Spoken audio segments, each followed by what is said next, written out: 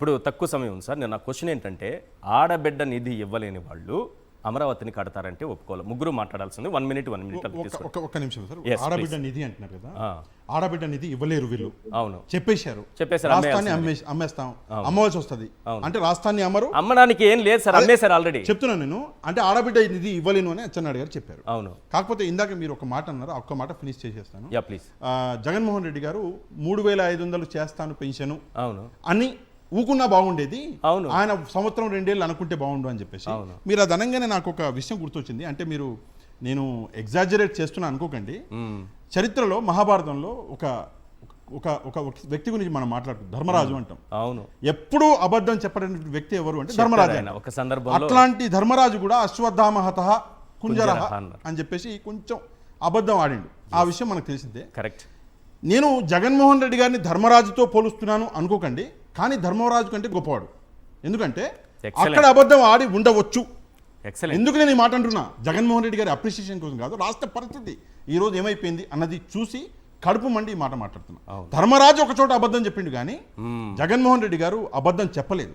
Sir, ఈ రోజు రాష్ట్రానికి 80,000 కోట్లు కావాలి ప్రతి సంవత్సరం.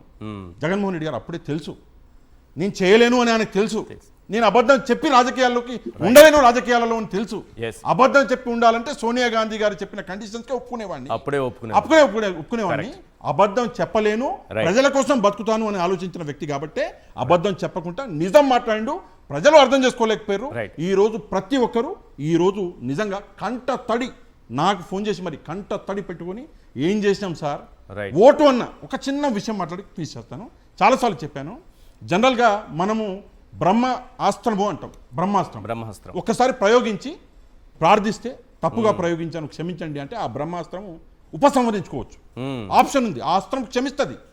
ఓటు ఎప్పుడు కూడా క్షమించదు. ఒక్కసారి వేస్తే తర్వాత మీరు ఆ అస్త్రాన్ని తిరిగి తీసుకోలేరు 5 ఏళ్ల వరకు. ఈ విషయం ప్రజలు గమనించాలి. రైట్. ప్రదీప్ గారు, ఒకే ఒకటి అవునా కాదా చెప్పండి. ఆడబిడ్డ నిధిని ఇవ్వలేని వాళ్ళు అమరావతిని కడతారంటే నమ్మొచ్చా? సార్, వాళ్ళు చెప్పిన విధంగా అమరావతి కట్టాలంటే కూడా, వాళ్ళు ఇప్పుడు డ్రామాలు చేస్తున్న విధంగా కట్టాలంటే కూడా 100 సంవత్సరాలు పడుతుంది మినిమం. మీరు మొన్న చూస్తే ఒక వీడియో కూడా చక్కర్లు కొడుతుంది. నారాయణ గారు ఇంజనీర్లను పట్టుకొని get out, useless fellow, shut up అది అని చెప్పేసి చిరుబుర్లాడారు. అవును, అంటే అక్కడ ఏమి పనులు జరగట్లేదు. తప్పు ఇంజనీర్లు. ఆకలి ఎక్కువ, పనులు త్వరగా జరగాలన్న ఆకలి ఆయనకి. ఏం చేద్దాం, అర్ధరాత్రిలో ఆకలి వస్తుంది, అమరావతి వాళ్ళ కమిషన్లు వాళ్ళ కోసం. ఒకటండి, ఆడబిడ్డ నిధి ఇవ్వలేరు, అమరావతి కట్టలేరు. అమరావతి ఇప్పుడు ఒక సోదరుడు నాకు ఈ విషయం చెప్పారండి, చెప్పి ముగిస్తాను. ఇప్పుడు చాలా చక్కటి విషయం చెప్పారు. ఆ సోదరుడు కూడా ఈ వీడియో చూస్తుంటారు. ఎందుకు యోగాంధ్ర వైజాగ్ లో పెట్టారు, ఎందుకు అమరావతిలో పెట్టలేదు అంటే దానికి సమాధానము వాళ్ళు చెప్పేదే. ఇప్పుడు అమరావతిలో ఫెసిలిటీస్ లేవు, వైజాగ్ లో ఉన్నాయి కాబట్టి వైజాగ్ లో పెట్టారు అంటే మరి జగన్మోహన్ రెడ్డి గారు చెప్పింది ఏంటి? అదే కదా, అమరావతిలో ఏమీ కాదు, చెయ్యలేము, అక్కడ మనకు ఉన్న వనరులు ఉన్నాయి, అక్కడ ఇన్ఫ్రాస్ట్రక్చర్ ఉంది, అక్కడ డెవలప్ చేద్దామని సింపుల్ వర్డ్స్ లోని చెప్పారు. ఇప్పుడు వాళ్ళు కూడా అదే ప్రూవ్ చేస్తున్నారు, అమరావతిలో ఏమీ జరగదు అని చెప్పేసి. అమరావతి ఇప్పుడు కాదండి, 100 సంవత్సరాల తర్వాత కూడా బిల్డింగులు తప్పితే ఏమి రావు. వీళ్ళైతే ఒకవేళ అది చేయాలన్నా నేను చెప్తున్నానండి, ఏదైనా అటువంటి కార్యక్రమాలు ఏదైనా చేయాలన్నా చిత్తశుద్ధి ఉన్న నాయకులు ఒక్క జగన్మోహన్ రెడ్డి గారే. ఏదైనా చెప్పింది చేసి చూపించేది వాళ్ళొక్కరే.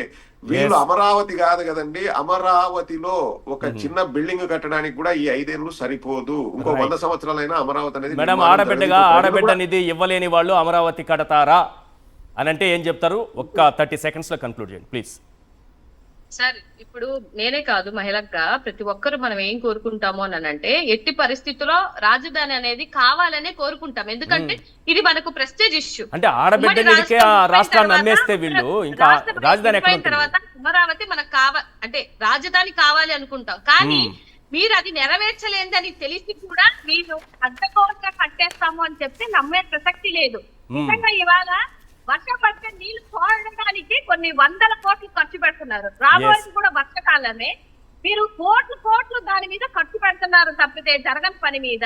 హాస్పిటల్కి ప్రామిస్ చేసి ఇవ్వడానికి ఈ శ్రీనిధి డబ్బులో మాత్రం మీరు మొండి చేయి చూపించడం అనేది రాష్ట్రంలో ఉన్నటువంటి ప్రతి ఒక్క మహిళ గుర్తుపెట్టుకుంటుంది. రైట్.